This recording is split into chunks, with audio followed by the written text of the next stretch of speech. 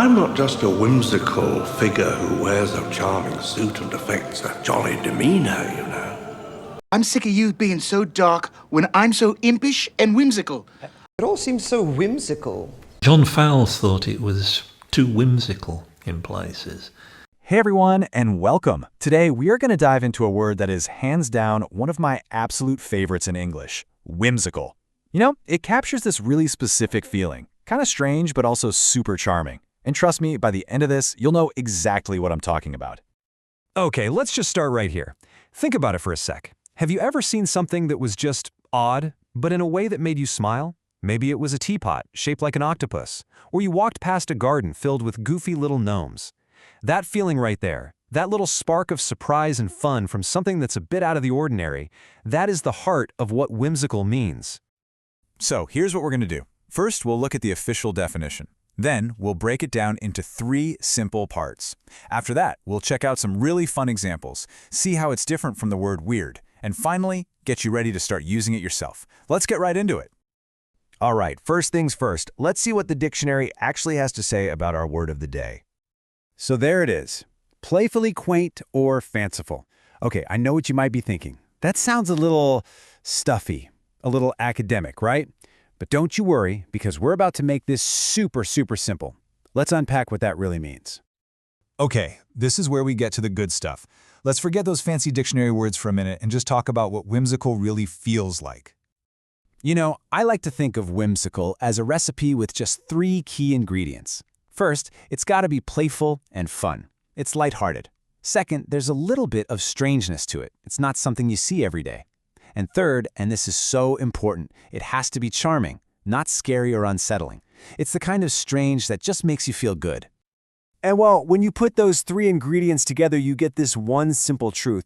Whimsical things make you smile. It's pretty much an automatic reaction. It's a happy, delightful kind of weird. All right, now for the fun part. I mean, definitions are great and all, but examples are where a word really comes to life. So let's go and explore this world of whimsy.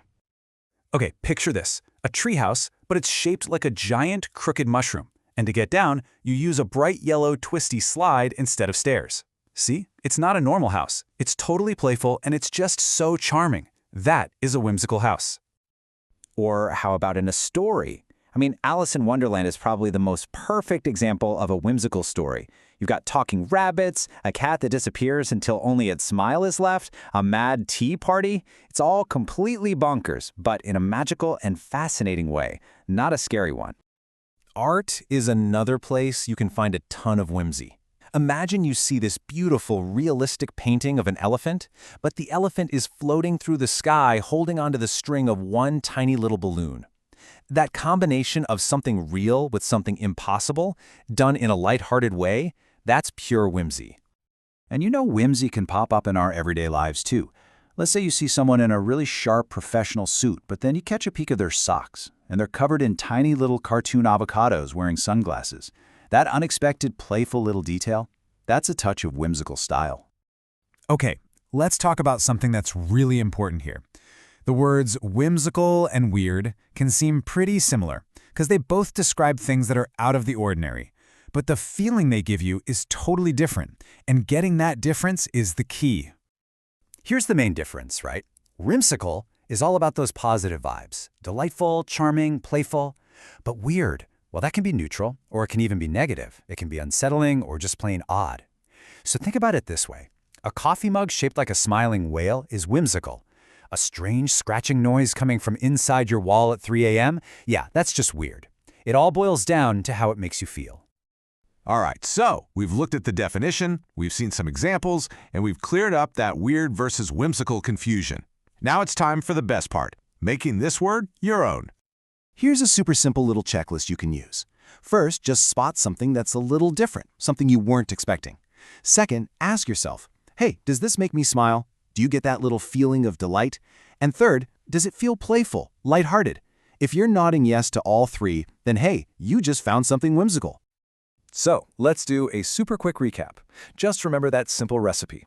Whimsical is playful plus unusual plus charming. It's all about that feeling of lighthearted delight.